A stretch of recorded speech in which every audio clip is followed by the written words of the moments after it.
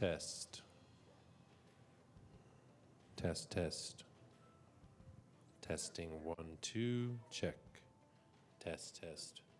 Testing 1, 2.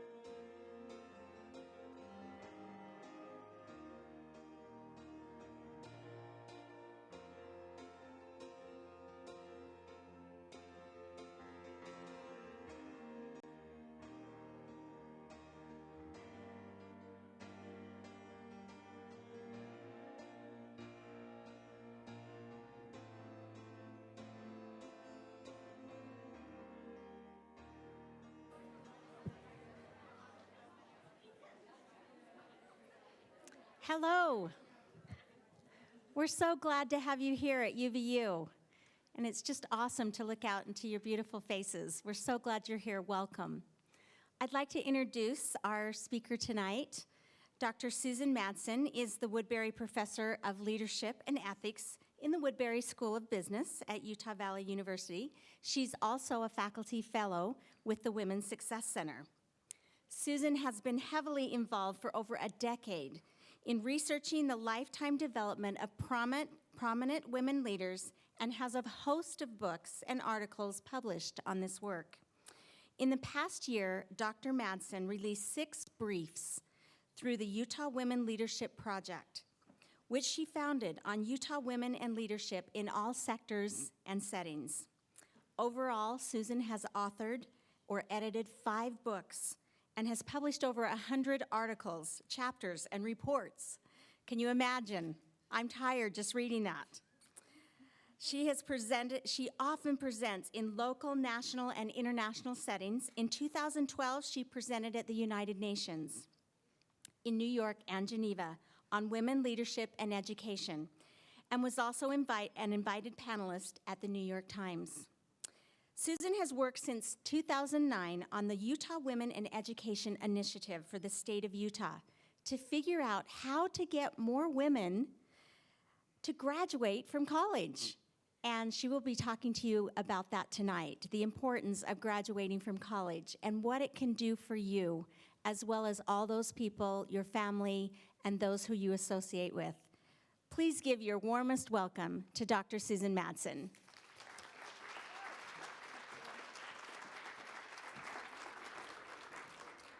It's so good to be here with you tonight. Before I start my presentation, though, I want to acknowledge some of our sponsors tonight: the UVU Women's Success Center, the Woodbury School of Business, the Women's Leadership Institute, Crandall Corporate Dietitians, the Women's Business Center, the Utah Community Credit Union, Squire, the Utah Education Network, and Jeffrey and Katie Nelson. And also, we just wanted to give you, in case you wanted to use your phones and do some tweeting or anything tonight, give you that information so that you can have that with you. And we're just happy to have you here. So my presentation here tonight, and I'm excited, like I said, to have you here. And also, for those that are joining us, we have some groups from around the state joining us through live stream. This session and the other 2 sessions tonight will be captured and will be on video with the Utah Education Network to share with other people as well. So before I start, though, before I get into it, I'm very excited to talk to you about confidence. And I am so glad each of you is here. I sometimes hear for women and young women saying, I have enough confidence, I don't need to learn more. I'll tell you, I've been speaking, I've spoken at the United Nations, done things. I have learned so much by researching confidence. No matter what level we feel our confidence is, we need more confidence. We just do. So I'm glad that you've decided to come and reach out in that way. Now, I have to tell you that I've been doing this work for a long time. And through the last couple of years specifically, I work with women on education and having voice and confidence and all these things. But I have people say, do you not like men? I mean, why is all your work with women? And my answer to that is I actually love men. I'm married to one. I have 3 sons. I love that, but my work is around women. And the second thing that people tell me is, you know what, with all this stuff you do around girls and women, you must have been raised with a whole bunch of sisters. So I'm going to have you take a look at my family. Yes, I have 6 brothers, and no sisters at all. And we'll talk about later, a little bit later in this presentation, this workshop. It's more of a workshop. We'll do some presenting, but I have you mixing in and talking with people around you during part of that. But we'll be talking about how we're raised and have different perspectives and are socialized. We call it socialized. Sometimes people look at that word as a really negative word, but we all are socialized. Our parents treat us a certain way, and we develop our thinking in certain ways. And I was socialized a little bit different than my brothers, because I'm a female, and how that kind of influences and impacts things. So I wanted to share this because this is important, and I love my brothers. But in the meantime, I was raised to be pretty competitive. So I can beat most of my brothers in racquetball and ping pong and different things. So that's part of how I was raised. So I'm going to get right into confidence. So why do we need confidence in general? We need it every hour and every day of our lives. It is an essential element of internal well-being, our happiness, a necessity for a filled life. And we need it to actually help. We need it to influence. We need it to lead. Actually, without it, we can't succeed like we could. We can't even envision what we want to do or become, and we really can't contribute to our fullest when we don't have confidence. And I am fairly opinionated, and so I will put this up here. Self-doubt, when we don't have confidence, when we're doubting ourselves, it's actually a flippant, and I can say that because we're in Utah. I don't say that when I speak outside of Utah, but it's a flippant waste of time. When we work on and wonder what's going on, and oh, I don't know if I'm good enough, this and that. You guys know what I'm talking about, don't you? Yes? Wow, you guys are so far away. You know what I'm talking about. It really wastes a lot of our time. And as I'll talk about later, women more than men, and some of you, this might be a new word for you. We ruminate. Have you ever heard that word? So, you know what it means? So what that means is we think about it. Men, something will happen to boys and men, and someone will be rude, and they'll just like walk away, and 5 minutes later, they don't even remember it. What happens to girls and women more? You do. We ruminate. We think, and I'll tell you, we do that because of some hormones. There's a lot. I don't have time to go into all the genetics, but women more than men, we think about it. And what do we think about? We think, oh, I should have done this, or I wish I would have said that, or oh, that was so rude of her to say that about my shoes, or whatever it is. We do that, and we're stuck sometimes in our heads because we ruminate. So there are differences between men and women. We're going to go through some of those. The thing that the research says is when girls and women understand these things, they're more conscious of them, and we can actually change how we process things, our thinking, and move on. In terms of rumination, I, a long time ago, had to figure out, because I ruminated more than my brothers. My brothers would just get over it. You know, they'd be on recess playground, someone would punch them, there'd be blood.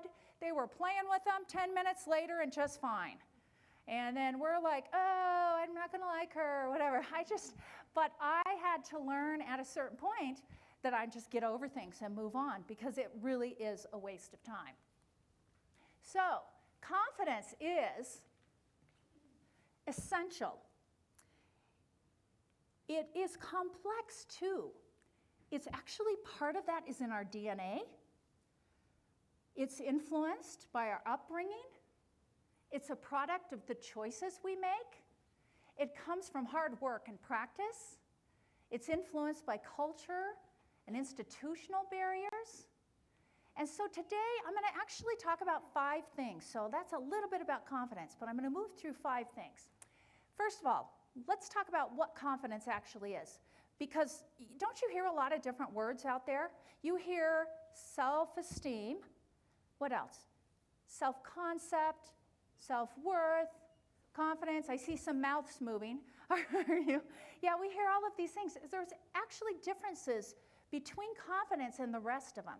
So I want you to understand what confidence is specifically. Second, so what's the difference between boys and girls and men and women? Is there a difference in confidence? Yes. And it's because of 3 things. 1, some genetics. 2, our upbringing. And 3, I'm going to pause for a second and see if you can remember or think about that. And it's our choices. And so that's important. So we'll talk about the differences. And some of this, people will say, well, some of this is negative. But you know what? It's not. It's understanding it, and then we can do something with it. It's exciting. And then we'll talk a little bit about why. Why are there gender differences? And then 4 is my favorite.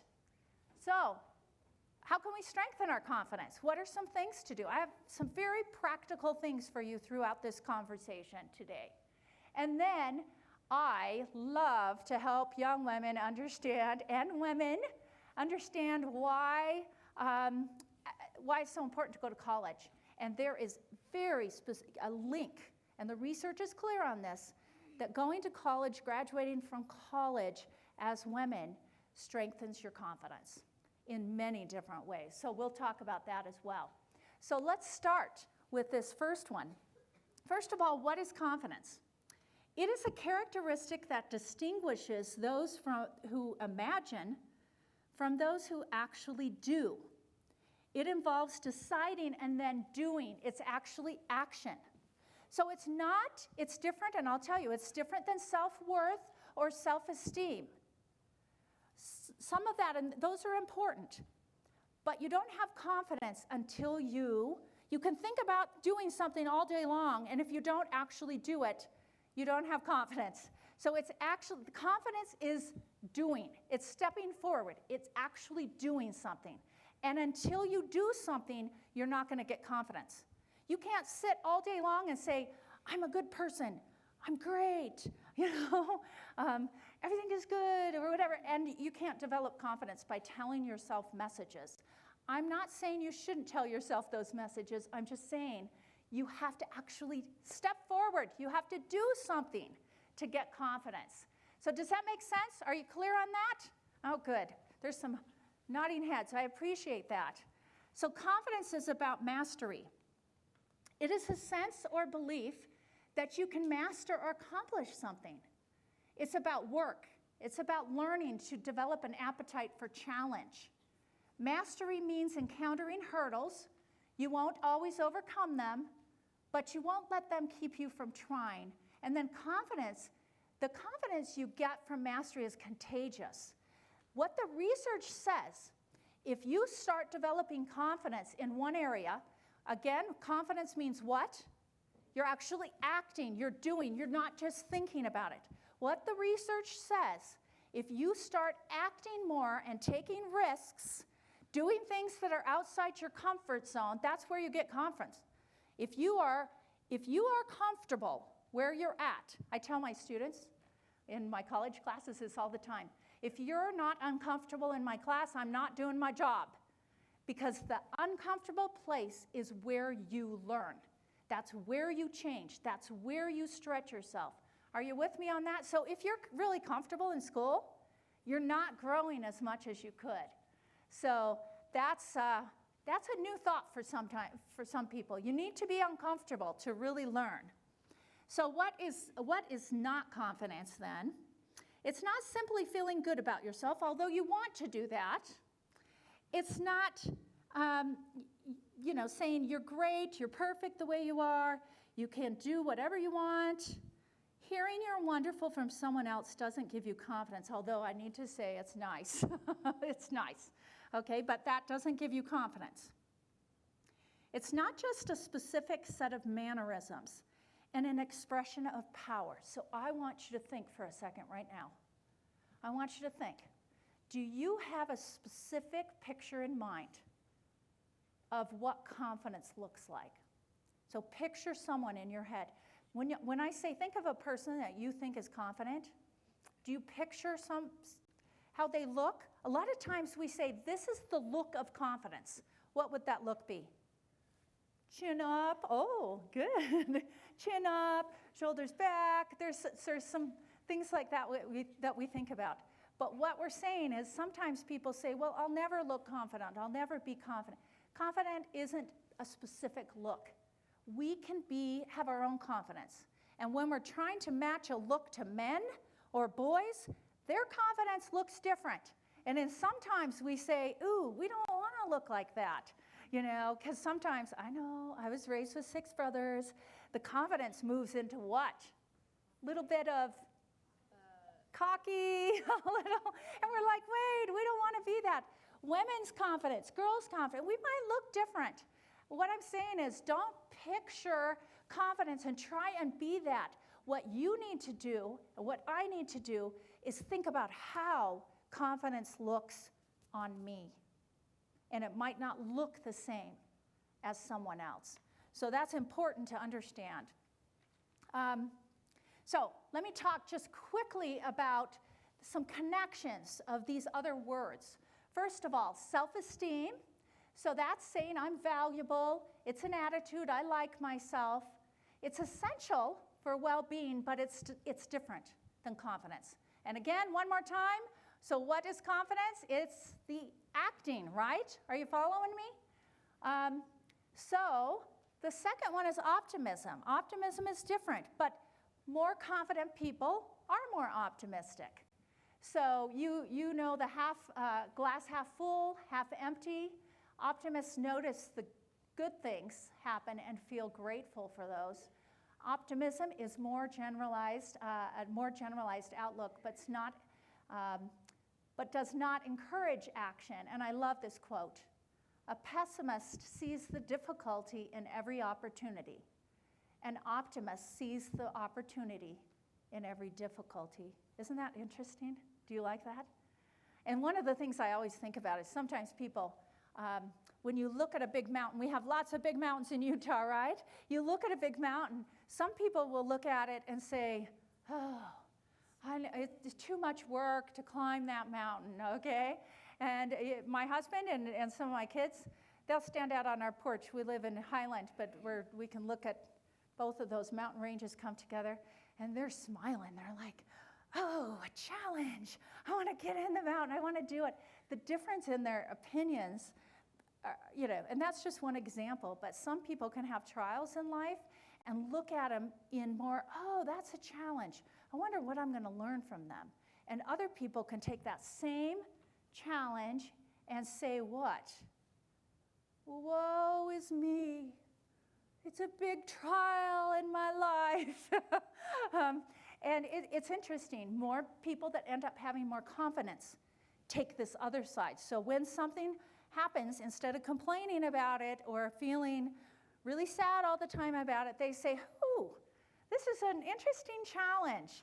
And actually, they smirk a little bit. I've interviewed governors all over the United States who are women and leaders in different countries and learned this from a lot of the interviews that I've done. So the next one, this one is super important, you guys. This is super important. People with confidence actually have more self-compassion. Many women, more than men, many girls, more than boys, we beat ourselves up. I'm not good enough. I'm not pretty enough. I'm not whatever, right? And we say, I should be better. I should be better. And they're like, I'm not good enough. And they beat themselves up. Actually, those things will take away your confidence. Think about it. This is why.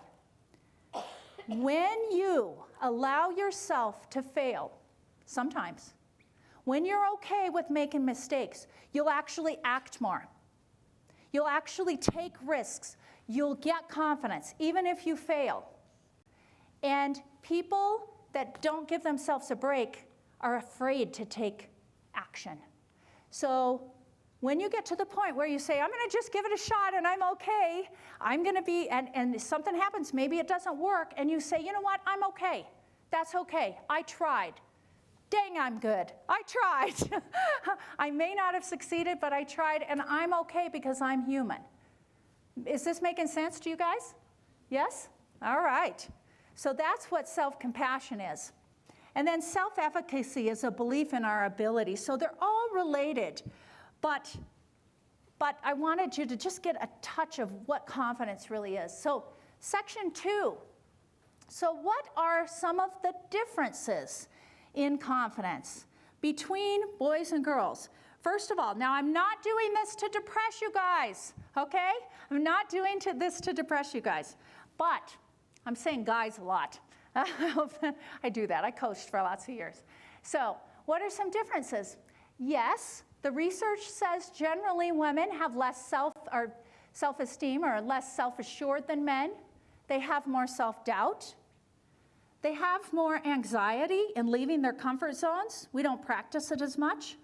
Sometimes we overthink and don't let go of defeats or mistakes. We have hurt feelings longer than men. Is that shocking? No. We judge ourselves harder than men. Is this telling you something you don't know? We do.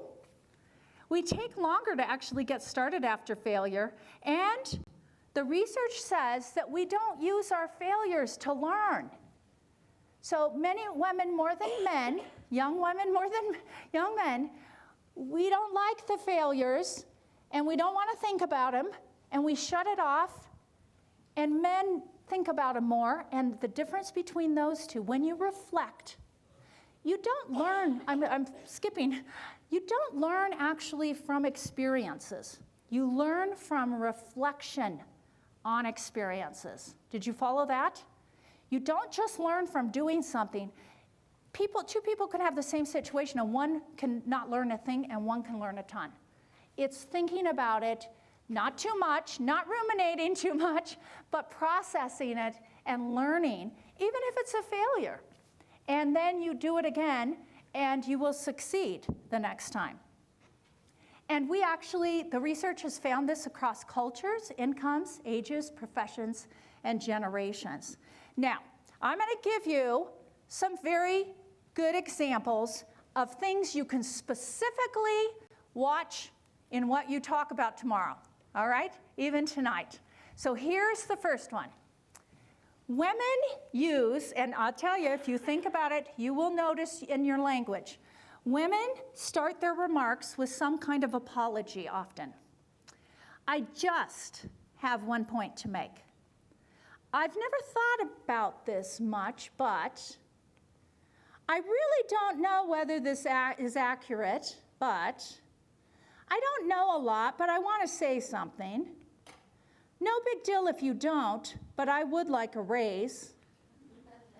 You probably won't agree, but I do think the event I organized went well. I'm sorry for bugging you, but I just wanted to ask if I can have a few minutes of your time. I know you have more important things to do, but I wanted to see if I could talk to you. Okay, did you follow that? Men do not do that as much as women. Women do that a lot. I'm not picking on us as women. I found myself. I still have to. And Michelle, who introduced me, she's the Vice President of Student Affairs here too. And I know she and I have teased each other because when we say just, we're like trying to get, why do we say that? Why do we try and lessen that? It's something we do to kind of lessen the blow because we don't want to fail. That's one of the things, we don't like to fail as women. But actually, failure and being okay with it sometimes is what develops the confidence, like I said. So, how does this affect us? When we use that language, when we say, oh, I'm not so smart, but let me tell you this, or whatever, how does that make us feel? You probably haven't thought about it too much, but there's something in us that makes us feel less confident when we say that. Now, how do you think people that listen to us hear us? Does it make us sound confident when we use some of this language? It doesn't. So this is one thing. I want you to look at that. I want you to, and so many young women here, so tell your moms or somebody around and challenge each other to see if you can kind of take that language. See, I just did it, kind of. I said kind of. What I should have said is, just take that language, not kind of. See, I catch myself at doing that already. And if you'll notice, in fact, listen to your moms and dads or other guardians or whatever, and you'll notice a difference. It makes us feel different. It makes us come across not so confident. Question, are women not as smart as men? Look look at this. We, of course, are smart. I think we're smarter, but the research doesn't necessarily say that. We are smart, but I think we are. Anyway, we have what it takes. We're gifted. We're talented. One of the things I have found since being back in Utah is that women, girls and women here, do not have a clue how amazing they are, how talented they are. More than most places. I've lived in lots of different states. We need to understand our gifts. I wish I could spend 10 or 15 minutes with each of you, especially you young women. I could see things in you that you probably haven't seen in yourself. And sometimes people say, oh, you're pretty or you're beautiful, and we don't. What do we say? Oh, you're just my mom. Or, oh, so we're giving excuses in our minds, right? And that's something that we do sometimes, and we do that more than men. What I'm saying about this is something that we can, if you plan on working, even if you're not working for money, if you want to get involved in the community, if you want to lead, which I hope every single one of you in here knows that we have to have every girl and every woman become a leader. We have to. There's so much work to be done in society. So we need each person to have confidence. All right, let's move on. Next one, deflecting praise. We, all of the time, say, oh, when someone gives us a compliment, it's like, oh, it just happened, it was luck. Oh, it wasn't me, everybody else did the work. I was just in the right place at the right time. Why do we do that? We do that more than men. Why do we do that? So, about a year ago, I had a conversation. There were two women. This woman said to this woman, you have such a beautiful complexion. And the woman leaned up and said, didn't you see that zit? It was like she couldn't just say thank you. We just deflect praise. And why do we do that? Men generally will say thank you, or some of them don't. Yeah, I know. They do that in high school. Actually, college. Actually, maybe for, I don't know. And then what do? When someone says, oh, you look beautiful today, what's the first thing that we do? Oh, I got this from DI, It was on sale. It was 2 cents, whatever. That's the thing we do instead of just saying thank you, right? We think that. But that, again, makes us feel a little bit lower. And how does that look to other people? Not as confident. So this is something that if we pay attention, we can work on that. But that last word, what does that make? Sometimes we say, but we're supposed to be humble. We're supposed to be less. Humble is not being lower. Humble is not being less. Humble is being teachable. But we, if no one knows what we do well, we can't serve as well. We can't really impact the world as well if we don't show our talents. There's a way to do it, okay? There's my husband, this was like a month ago, I said to him, and I do think I have a good-looking husband. I said, hey, you're good-looking. He's like, yeah, I am, aren't I? And then a couple days later, he always calls me gorgeous every morning. I can be at my computer. My hair is standing up. I look terrible. My makeup is not on. And I'm like, ugh, when he says that. So after he did that one morning, he came in and said, hi, gorgeous. And I said, I am, aren't I? Just to see how it felt. And so that's kind of our joke. And I'm trying to, I don't know, we have to work with ourselves a little bit. But that's one of the challenges that we have, is to always deflect praise instead of just saying thank you. So here we go. Your first activity. Now this is your challenge. All right, are you ready for this? Listen up. So, because we struggle with this as girls and women, I'm going to have you practice right now. So, I want you to get in pairs, or 2 or 3, but 2 if you have, because we don't have a lot of time. Now, this is the task. Even if you don't know the person next to you, I want you to give them a compliment. Now, the challenge is going to be the person receiving the compliment. None of this like grimaces on your face. Oh, no, don't give me a compliment. Or no, don't say it. What I want you to do is keep eye contact, look at them in the eyes, and when they give you a compliment, you say, thank you. And don't throw your eyes to the ground after. Don't be embarrassed. You just say, thank you. Okay, now everybody say it with me, thank you. And keep smiling, keep eye contact, give each other a compliment, practice that. And you who are live streaming and watching on videos, you too.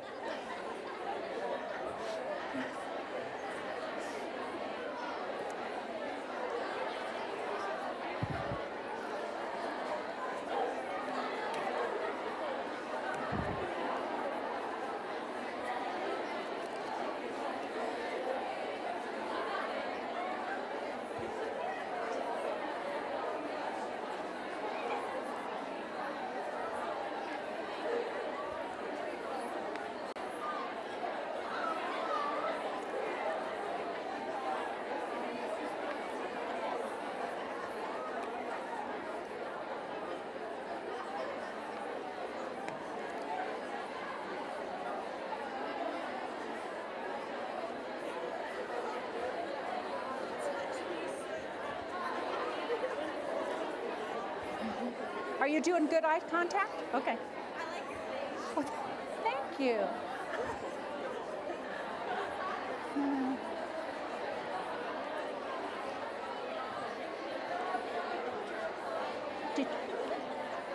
Have you gotten through? Yeah. All right. Come back to me.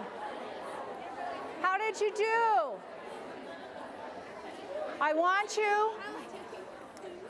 you to think about that, and you know, after you get used to it, it's more graceful. It's just a wonderful thing when people just say thank you, and that's what people want to do. Now, this next little activity might be a little more challenging.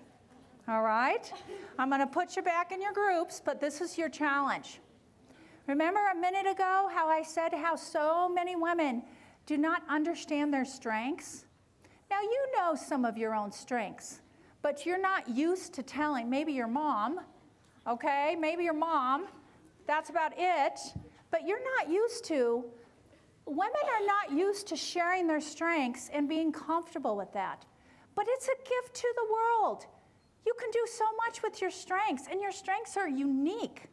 So to this person next to you, I want you to share 2 strengths. Now, your challenge on this is to keep eye contact, not glance down at the ground. I want you to say, my strengths, and don't look all cocky like the guys. Sorry, that's judgmental, I know. You know, like, ooh, I'm so good at this. You know how that goes. So none of that. Do it your way. Do it your way. Be confident. You don't have to be cocky. Share 2 of your gifts or strengths. Go ahead. To each other.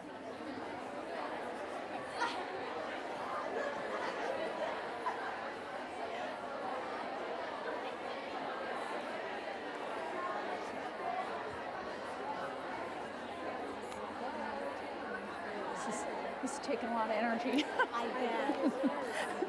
They're having fun.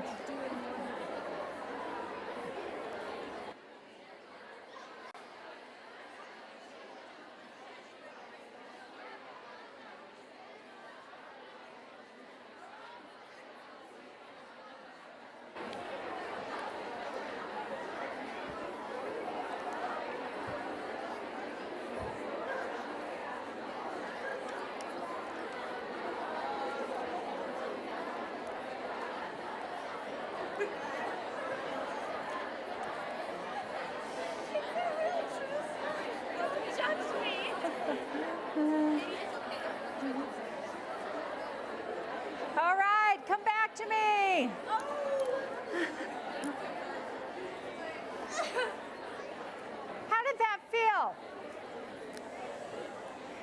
How did that feel? Did that feel kind of good? Because you had permission to do that from me. Listen up. I know this is fun. Isn't it fun? But you have permission to do it from me. But, you know, did you keep eye contact? Did you try and keep your, you know, that is a little tricky sometimes. Some people are better than others. But what I will tell you is you can make improvements in these areas. They make you feel more confident. If you feel more confident, do you think you will act more? Yeah. And how do we look when we share our strengths and so forth to other people? Do we look more confident? Yes, we feel more confident, we look more confident. So just a couple of things to think about there. All right, a couple more of the findings. One is attributions. We actually, as women and young women, we assume the blame when things go wrong, and we credit other people when things go right. But men do the opposite. They do. They're like, when things go right, yeah, that was me. You know, that was me. But women, we naturally, not everybody, all of these things are different, you know, with different people, but we tend to do it opposite. So when someone says, you know, this was really, you know, good or whatever, I mean, we say, oh, my team. And it's good to do a team. But what I'm teaching, even people running for office, what I'm teaching them to do is first you bring it in and you say, thank you. So you take it and you do not use the word but. Thank you, but. Are you following me? You say thank you and thank you, so take it. And I had a wonderful team as well. Can you see that's different? Because but is saying, but it really wasn't me. You know, but we do a lot of work as women. We do. We need to take credit, not in a cocky way. So that's one thing. And men do the opposite. So let's think about that. So one thing I want to tell you is there's a couple of studies. I'll put them both out there. Actually, there's been hundreds of studies. And I'll just tell you about a couple. And this was a study out of Cornell. And this was men and women who were in the hardest math program at PhD level, and even at that level, when they got to the hardest math course of all, women said, can you see it up there? I'm not good enough. And the men said, oh, it's a tough class. That teacher was hard. What's good? Oh, yeah. Women do this. We say, it's my fault. I'm not good enough. I'm not good enough. And the men will do the opposite. Most of the time, I mean, we need to think about that because we go to that place more. We blame it on ourselves. So also, same thing, different study, job hunt. This was back when the jobs were harder to find. Now they're pretty easy to find. But the females said the same thing. Those words we find in many studies. Those words are, I'm not good enough. Think about it. I'm asking you to think about it. Have you ever said that to yourself? Yep. We say that to ourselves. We say that to ourselves more than men. And sometimes it's not about us being good enough. Sometimes it's about the circumstances, the economy, the teacher's hard. And so what happens when we blame ourselves all the time? We have less confidence, right? Yeah, that's just something we do. So being aware of that is really important. Now, I will tell you, and this example is for people in the workplace, a little bit older, but this relates to you, young people, as well. Men were happy, and this is when they applied for a new job or when they decided to run for public office. If they have about 60% of the qualifications, they'll say, yeah, I'm good. I'm going to put in my application. I'm going to run for office. What do you think that number is for women? About 100%. 90 to 100%. What does that mean? It means that women are not applying for the promotions. We're not running for office. What can that mean at your age? All of you young women who are just beautiful in here. That means you don't put yourself out as much because you're thinking, I don't have all the qualifications. I don't have the experience. I'm not loud enough. I don't want to run for, student body officer or club president or whatever it might be because I don't have enough. That relates. And men were like, oh, I know enough. I can learn. I'm just going to do it. So think about that. Think about that because women do it. If you understand that you might have that tendency, what you can say to yourself is, that's crap, I can do it. Okay, I may not know everything, but I know how to learn, and I can do it, and for heaven's sakes, I know more than that guy that's running, or whatever. I mean, I know more, so you can just say that and do that. So that's an interesting one. Let me tell you about another study. And this one, follow me. I know these are kind of studies, but this is good information for you guys to know. Many, many studies say the same thing. This particular one was about a science test, scientific reasoning quiz. Before the quiz, they said, are you good at science? Look at the difference between men and women. Before they knew their score, women said, we say, how did you do? Before they know the score, women say, oh, I didn't do so well. And men say, did pretty good. And then they scored about the same. That's actually a lot. So this is internal, what we tell ourselves. We're like, oh, I'm probably not. Why do we do that? We're protecting ourselves a little bit, aren't we? We're protecting ourselves, but naturally, we do that more. And the problem is, look at this last one. So before the results, they had an invitation to participate in a science competition. Only 49% of women and 71% of men signed up. So think about that. This is some deep, deep stuff. But what is that telling us? Our confidence. We're talking ourselves out of things before we even do them. We can't do that. We have to act. And so these are just a few of the studies. And then I think I have one or two more slides, and I have another activity for you. Perfectionism. Do you know what that? Have you heard that word? Have you guys? The research says over and over again that women, young women, girls, we're more perfectionistic than men. So we want things perfect. Do you like my little picture there? Yeah. We do. So, is it good to want things done well? Yeah. But if you're truly perfectionistic, what it means is nothing's ever good enough. So you're like waiting and waiting till everything is perfect, till your assignment, you've worked on your assignment 10 hours more than a man would to make sure it's perfect. So you don't act as much. You're thinking about it, but you don't actually act. Therefore, if you tend to try and be a perfectionistic person, you don't typically have as much confidence. Sometimes you just step out there and say, this is good enough, and you do it, and then sometimes you might struggle, but that's where you gain your confidence. All right. Oh, one more study, but I'm going to skip that one. Let's get to the other activity. Are you ready for another activity? All right.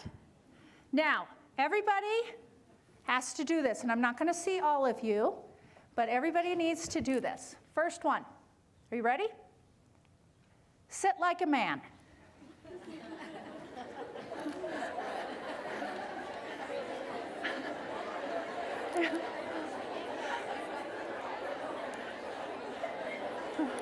Okay, just stay there. Okay, next one. Next one. Stay there. Stay in the man position. I love watching you guys. Sit like a woman. Oh, oh my gosh.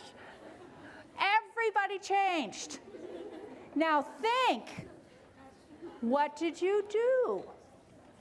You made yourself smaller. You made yourself smaller, didn't you? When you sit like a man, your shoulders, did your shoulders go back? Did you lean back a little bit? How about your legs?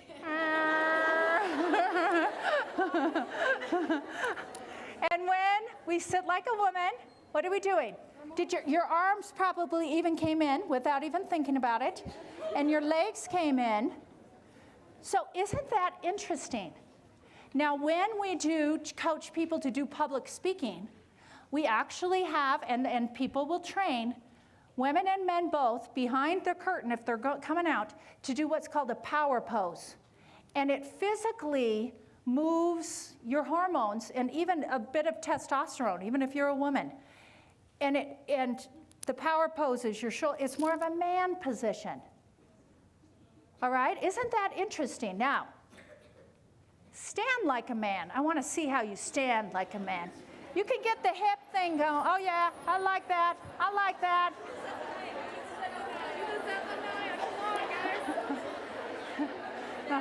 Yeah, it's the shoulders. It's the shoulders. How about a woman? Would you stand different as a woman? Very good.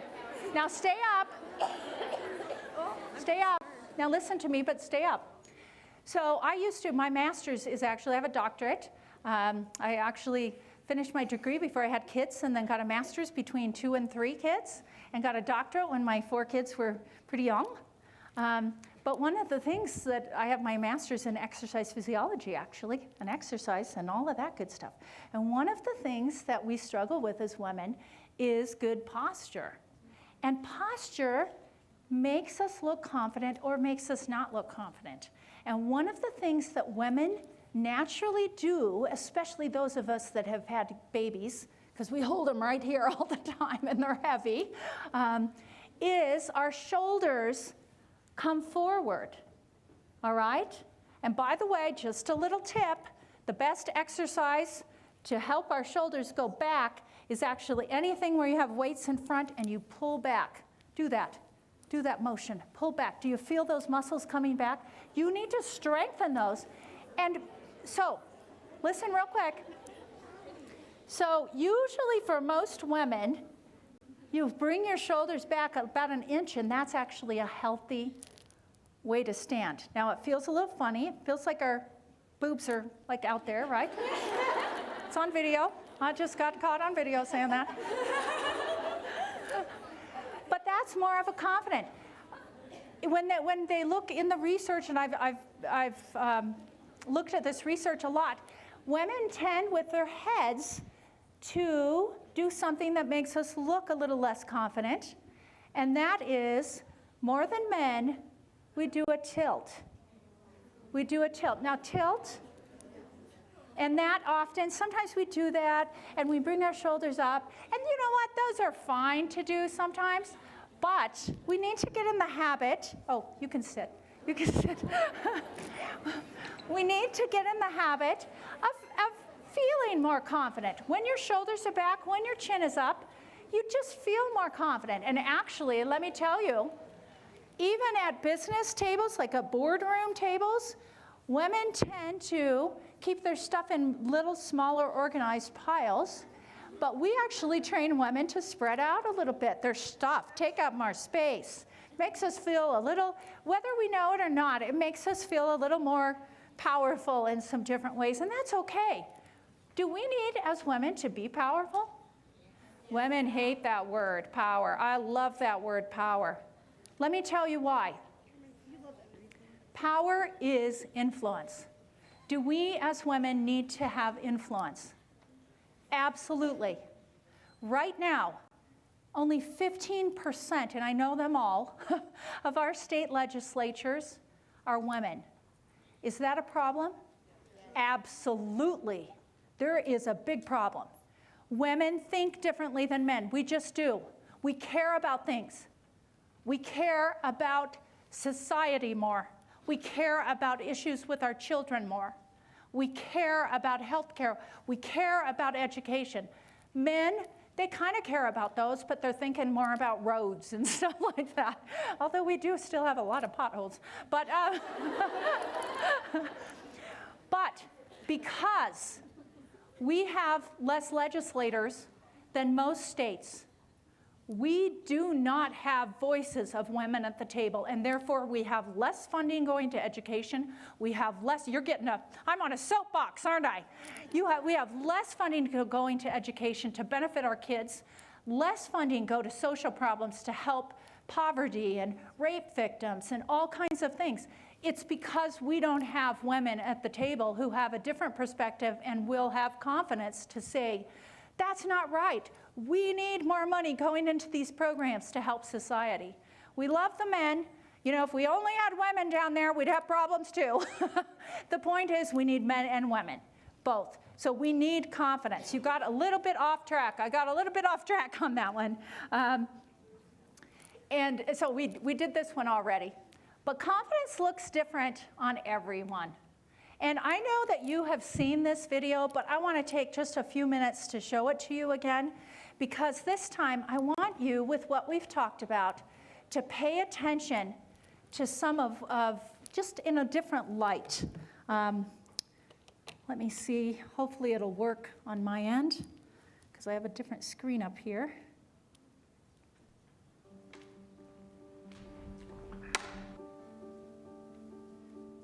Hi, Erin. Hi. Okay, so I'm gonna just give you some actions to do. I just do the first thing that comes to mind. Show me what it looks like to run like a girl.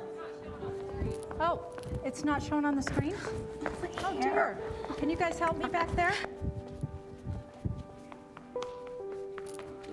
Show me what it looks like to fight like a girl. Oh no. Now throw like a girl. Oh. He's coming down. See if we can get it. Because I really like this one. My name is Dakota, and I'm 10 years old.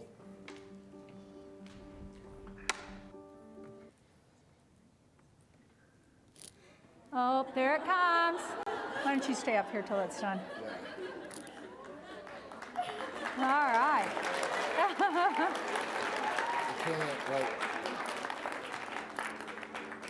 Hi, Erin.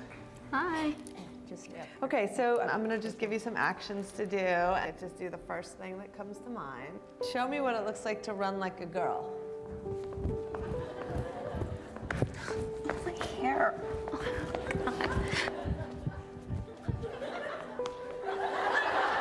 Show me what it looks like to fight like a girl. Now throw like a girl. Aw. My name is Dakota, and I'm 10 years old. Show me what it looks like to run like a girl. Throw like a girl. Fight like a girl. What does it mean to you when I say run like a girl? It means run fast as you can. So do you think you just insulted your sister? No. I mean, yeah, insulted girls, but not my sister. Is like a girl a good thing? Actually, don't know if it's a bad thing or a good thing. It sounds like a bad thing. It sounds like you're trying to humiliate someone.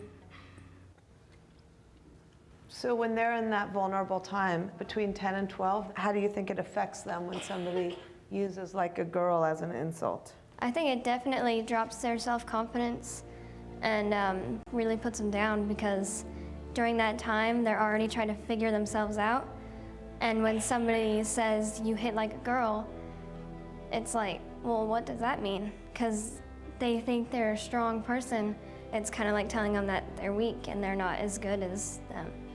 And what advice do you have to young girls who are told they run like a girl, kick like a girl, hit like a girl, swing like a girl? Keep doing it, because it's working.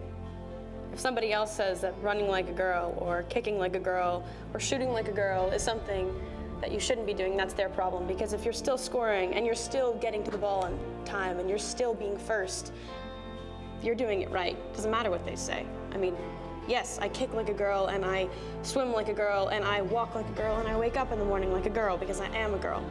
And that is not something that I should be ashamed of. So I'm gonna do it anyway. That's what they should do. If I asked you to run like a girl now, would you do it differently? I would run like myself.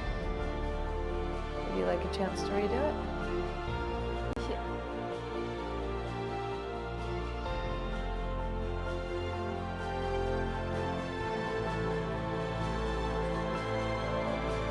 Why can't run like a girl also mean win the race?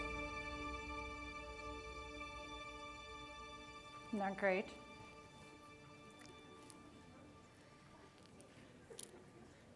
You're gonna move that over? There we go. All right, I just wanted you to think about that. I know a lot of you have probably seen that, but it's the way we think of ourselves and the way we stand and all of that. I mean, isn't that a powerful video?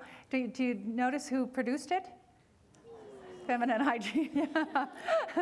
But it's a great video, and it helps us think because we tell ourselves messages. We say that we should be some way, or girls are weaker. We might say that. In fact, there's been many research studies about math, and somehow within our socialization, that means the way we're raised, more girls think that they're not supposed to be good at math. They're not supposed to, but in general, I mean, we're as smart as men. Sometimes certain girls are better at certain things, but girls can be very, very good at math. It's more, sometimes we don't try because we've told ourselves messages or people have told us those.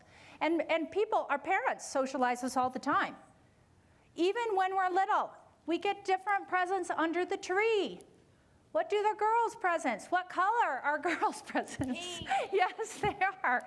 And boys, even those kinds of things are telling girls that they should be this way or be this way. We have a lot of young women when they come into UVU. We have so many that don't even think that they should go into math or computer technology or what we call the STEM fields, science, technology, engineering, and math. We hardly have any, we have maybe 20% of women here in our School of Business. Yet, business is a wonderful degree for a woman. You can have flexibility in your home. You can start your own business. You can do things. Yet, we have so many young women that just don't expand their mind because of socialization mainly, because people say, oh, this is a nice thing for girls to do. This is a nice thing for boys to do. When in reality, what do we need to do? We need to find what we love and do that. And there's so many opportunities to do that now.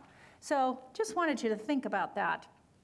A few other things before we get into kind of my tips to move forward.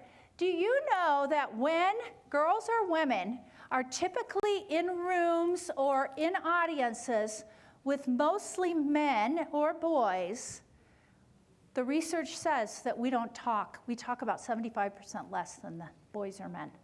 We kind of shut down. We just don't talk. But if boys or men are in a room with mostly girls, what do you think happens? They're fine. They'll talk to whoever.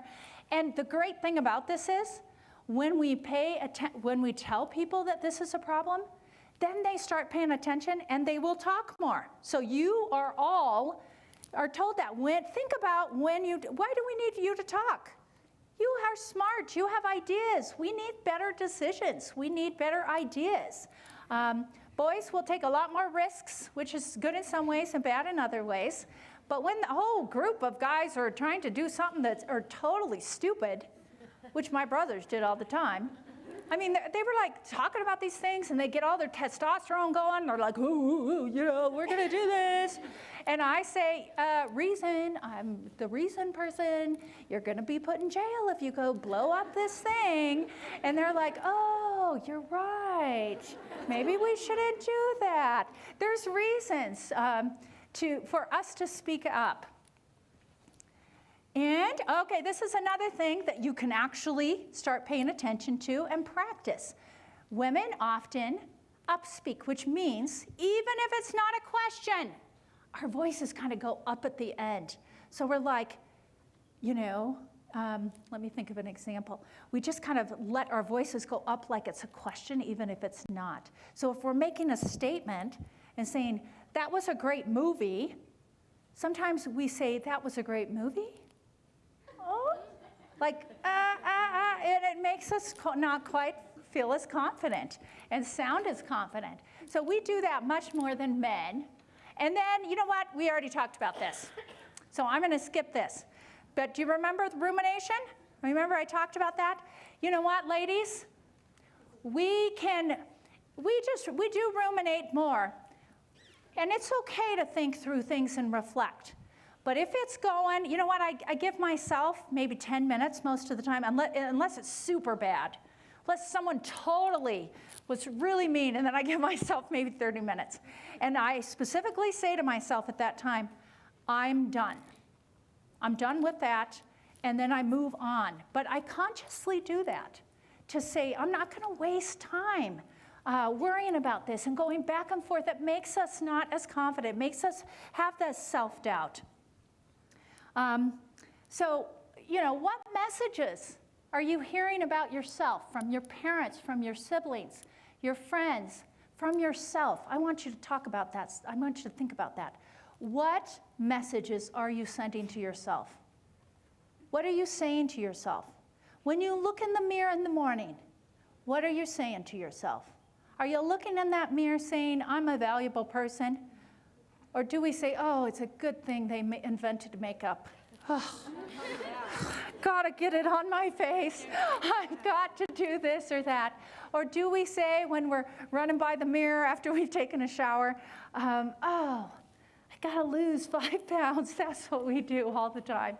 In fact, some research has said in terms of that when young women hear mothers consistently say, I need 5 more pounds off, actually the girls start picking it up at younger and younger ages. And so and I have another slide, by 10 years old in the United States, 82% of 10-year-old girls are afraid of being fat already. I mean, that's huge. There's only, and I can't remember, it's 1 or 2 or 3% of women and girls in the United States in one study that think they're beautiful. We need to, I mean, that's huge. That affects our confidence. And we need to think about what that means. Media is terrible in terms of those things. So again, what do you tell yourself when you get rejected by a friend, when you're having a hard time? Do you say, I am stupid, I am ugly? Do you say those things? Because we're getting down to being. You're telling yourself, you as a person.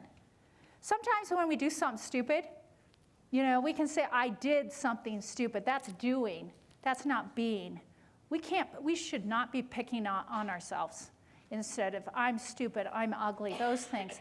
Those things will keep us from confidence. So I challenge you to think about that too. And this is the one I was just telling you about, the physical appearance. 90% of all women want to change at least one aspect of their physical appearance. 2% of us actually think we are beautiful.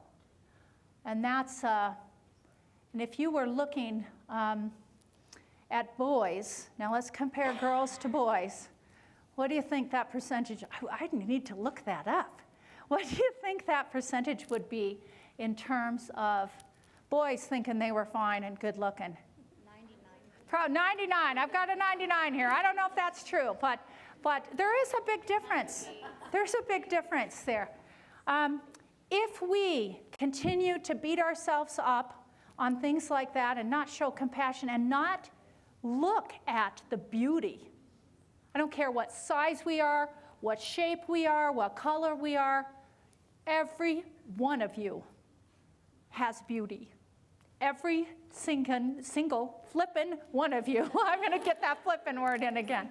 Every one of us has beauty. We do. And some of you right now, in your minds, you're saying, no, I don't. You're saying that. But what I will say is, that's just crap. You are beautiful. That's what I'm going to say. We need to find it in ourselves, and we need to tell ourselves those messages. Sure, we all have things that we need to do, but we need to understand that. And so, just very quickly, a couple minutes on this. So why the gender differences? If we had more time, I'd get into this. But there are some genetic differences between people on confidence levels. But the research is finding more and more that it's a lot of our upbringing, our experiences with our parents, our siblings, our teachers in elementary school, our teachers and the people that impact us in church, the messages we're hearing really make a bigger and bigger difference. So some people say, well, this is just the way I am. I was born this way, and I'm never going to be confident. That's just not right. The third one is a big percent is choice. A big percent is our choice. We can choose to be more confident with their genetics, with our upbringing. There's still a huge part. So some of us are simply born with more, and the research is saying about, well, more and more of the research is saying 25 to 30% is genetics. But the newest research says we can actually change our brains and find more, of our thoughts and behaviors in more confident ways. And as I mentioned already, a lot of this comes from socialization. Now, I will tell you, and I'm not gonna, some of you are gonna take this the wrong way, but I'm gonna tell you anyway. So, girls from a young age are taught to obey the rules. Boys are too, but they don't listen as much. And so, girls get praise for doing what in elementary school and school? For being quiet and for raising our hands. And we get used to praise, and we want more and more praise, which actually is a problem. So boys, they don't obey the rules as well. And so we say, those dang boys. But you know what research has found? 8 times. Boys get 8 times more criticism than girls. And we say, those poor boys. But you know what? This is the other angle of it. So boys get used to criticism, that they don't let it, they just throw it off their shoulders. They're like, fine. So in the workplace, years later, men, they get criticism. What do? Women, we get praise. We're used to praise by doing what? Being quiet and raising our hands. So that's just one example. I'm not telling the girls to just be crazy in school and not obey the rules, but that's just an example of some socialization that we have. And it's not bad or good. Our parents are probably great people. We just do the best we can, but we are raised a bit differently, and that impacts our confidence. So we need to learn more. We need to make those changes that we do. Not all changes. We have great things about us we don't want to change, but that's one thing. And I will tell you that girls, one of the things, we have so many girls, we have more girls in sports now, but so many that drop out. And actually, what the sports and competition actually teach are critical actually for young women, to teach us so many things, to teach us how to take risks, to teach us how I played sports and I coached sports for 15 years, to how to lose and be okay. Girls struggle with that a little bit more. So don't stay away from competitive things. You intentionally, sometimes we don't like that because we don't want to lose. But we actually learn things from losing. So there's a lot more I can say on that. And then just to end this section, we can rewire our brains even as adults. We can change our thinking and develop new mental habits. Fairly simple brain training or methods of thinking can carve out new pathways in adult brains for confident thinking. And so I think the last thing on this is, I went through genetics, socialization, and choice in like 3 minutes. That's like huge. And if you email me, I have some business cards there. If you're not on my email list, I am happy to share these slides with anyone. I'll send you a PDF because there's a lot of material in there. But I can give you some information about some readings and some books if you're interested in doing more of this. So let's finish off by talking about, well, this is 4. I have one section behind this. But just as we're getting there, is how can we strengthen our confidence? Now, I've given you all kinds of things already, right? I've given you lots, but there's 8 things I want to go through quickly. First is develop a growth mindset. There's fixed mindset and growth mindset. Those people that are open to new learning. Now look at this. I know this is a little blurry. Look at this last one. People with a fixed mindset are threatened by other people's successes. People with a growth mindset are inspired when other people have successes. This one, when people give you feedback, women, we don't like feedback sometimes. We need to learn how to take feedback better. But people in the fixed mindset, they don't want to hear it and they don't use it. People in the growth mindset, they actually say, what can I learn from this feedback or criticism? So changing to being open is a big thing in terms of gaining confidence. Number 2, stop ruminating so much. That's what I'm going to say about that. We need to work with ourselves on that. Think about what we're doing. Think about how long we're ruminating on things that bug us, and think of how we can get over that. The 4th, now have you heard me talk about this? Yes, you have. Women hate to do failure. Do you remember the Thomas Edison example? He tried about 900 times to make a light bulb. And someone said, how did you do that with so much failure? And he said, I didn't fail. I just learned 899 ways that a light bulb can't be made. So he learned from each thing and specifically didn't call it a failure in his mind. So specifically with this one, enduring a few hard knocks, having something that is, a little bit difficult, that's not the worst thing. We actually learn. And one of the tricks we found, and I've seen this happen well, is instead of having our goal, like when a woman runs for office, that's a scary, like runs for mayor or something, right? That's a scary thing. Instead of saying, it's all about if I, am defeated, my world is ruined, instead of saying, dang, I was brave to do it, right? I learned, I took that step. You give yourself credit for going out there and actually doing something new, taking a risk, and moving through that. Next one is embrace struggles. Accept and endure or embrace struggles. It's how learning actually occurs. Do not avoid hard things. Figure out your own problems. You will develop faith in your ability to make things happen. The next one, remember I talked about perfectionism? Perfectionism is the enemy of good. It's also the enemy of confidence. What can you do? You need to learn not to rely on as much praise. Learn to feel satisfied when you've done your best, even though it might not have been perfect. Talk to other people about their mistakes and how they moved on, and look back at failures and obstacles because they can be useful.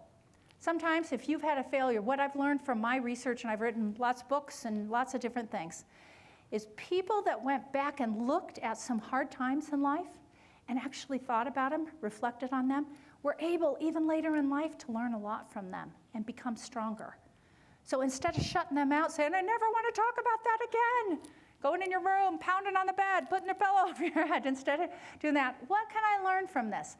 You know what? I didn't used to do that so much, but I do that a lot now. So I've trained myself to do that, and that's something that I would suggest as well. Not just me. I'm a researcher, so this stuff that I'm telling you comes out of the research, and that's important to know. Next one, take more risks. All right, what are risks? This doesn't mean you have to go crazy and go skydiving. It does not mean you have to go, do something totally crazy. What's a risk for you? Do you remember at the first when I said it's stepping out of your comfort zone that you actually learn the most? That's when you push yourself to grow. So if you don't love to meet new people, maybe you go to an event and your whole thing is, I'm going to talk to 2 new people today. Maybe that's that's a risk for you, right? So you talk to 2 people, and maybe you were really awkward in one of those conversations, and maybe you were like, but what do you tell yourself? I did it. I talked to 2 more people. That was good for me. So think about what I'm not saying go overboard on these risks. I'm saying just think of what you do and what makes you slightly uncomfortable, what you want to get better of, like public speaking. Maybe you're scared to death of public speaking. Maybe, you do just a little. You give yourself 1 minute. You say something in class. You raise your hand and actually make a comment. Maybe you haven't done that before. And maybe it didn't come out perfect, but what you tell yourself is, dang, I did it. I'm good. I took that. And then the next time, you can train yourself. You can become more confident. Oh, I love that thing right there. That's important. Let me turn around so I can read it. I just know it's important because I put it in bold so I would see it. You can fail and not be a failure. That's critical. And then decrease your reliance on praise. And then focus on we instead of me. Women don't like me, me, me, me. If we say we can do this, we can change the world, that helps us more. And do you like that last one in bold? Other people aren't thinking about you all the time. Women, we think other people are thinking about us all the time. So we need to kind of get over that. So last section, I'm going to go through this really quick because I want to be done at 8 o'clock because we have some dessert bars and some stuff out there. And then, most importantly, hold on. Most importantly, we want you to take a little time and talk about some of these things. And so we call it a dialogue. So very quick, confidence college helps confidence. And so each one of you, and I don't care what age you are, needs to think about college. And even if you think you're too old for college, we have people coming back to college all the time, and it pushes you. Even if you're in your 40s or 50s, your brain starts working in different ways, and I've seen, I love older students in my classrooms. So there's 5 categories. And one of the things, I'm gonna go through these super quick.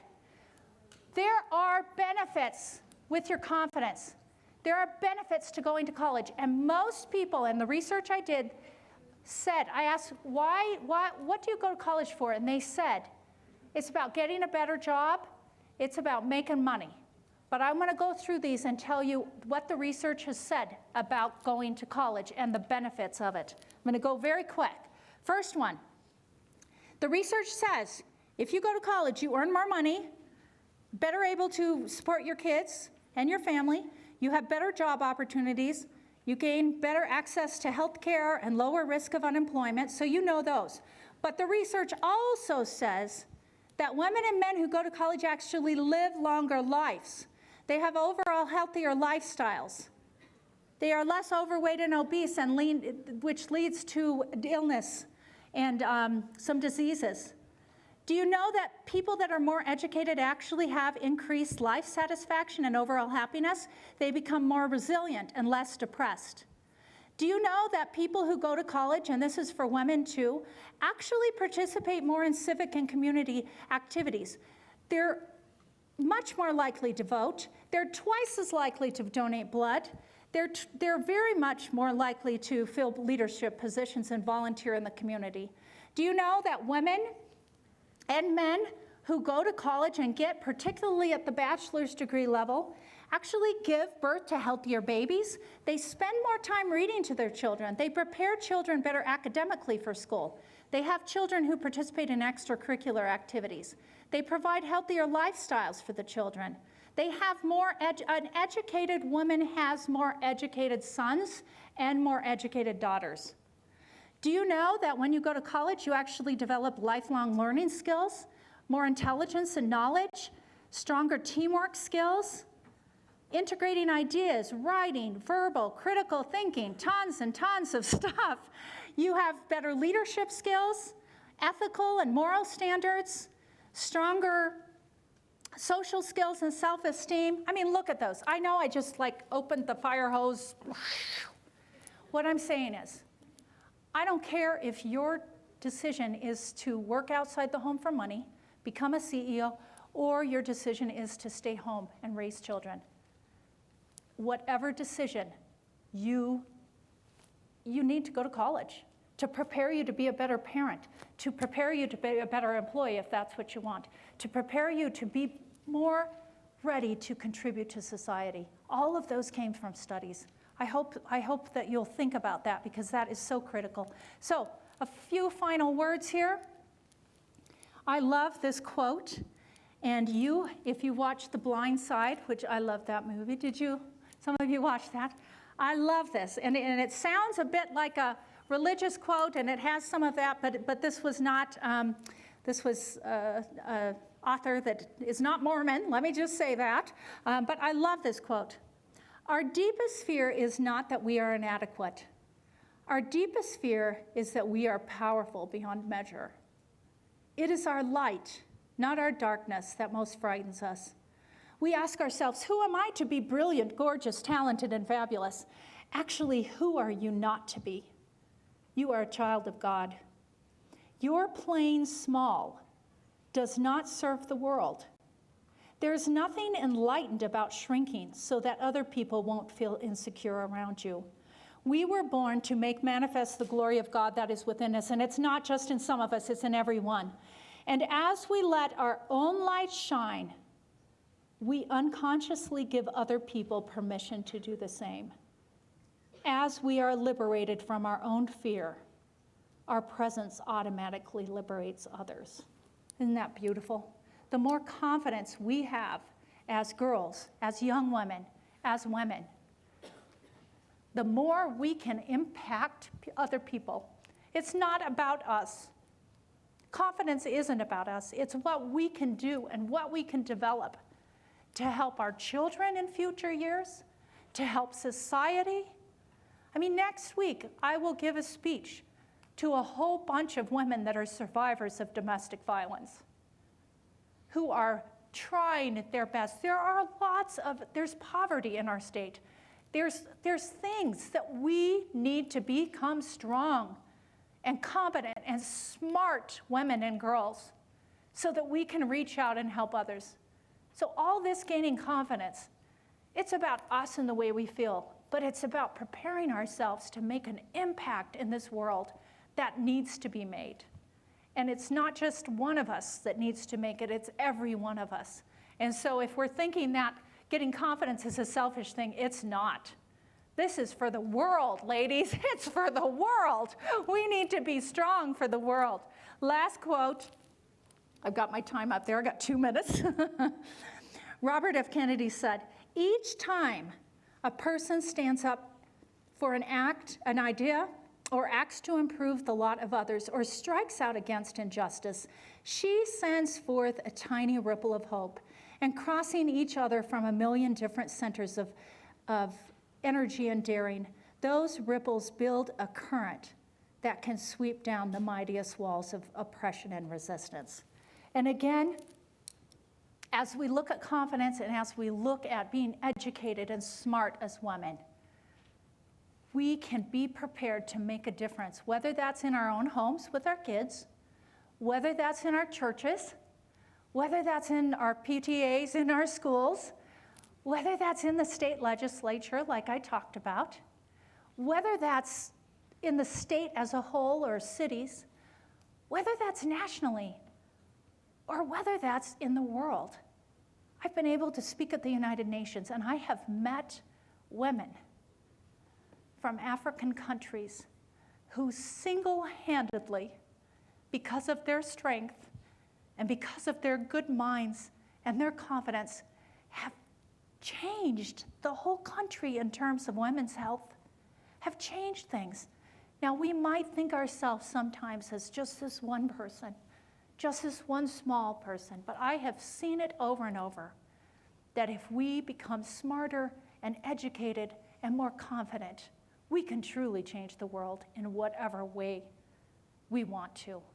And I'm challenging me to keep working forward, and I'm challenging every single one of you in here to gain more confidence and to reach out and help girls and women around to do the same so that we can have a better world as we look forward to tomorrow and beyond. Thank you so much.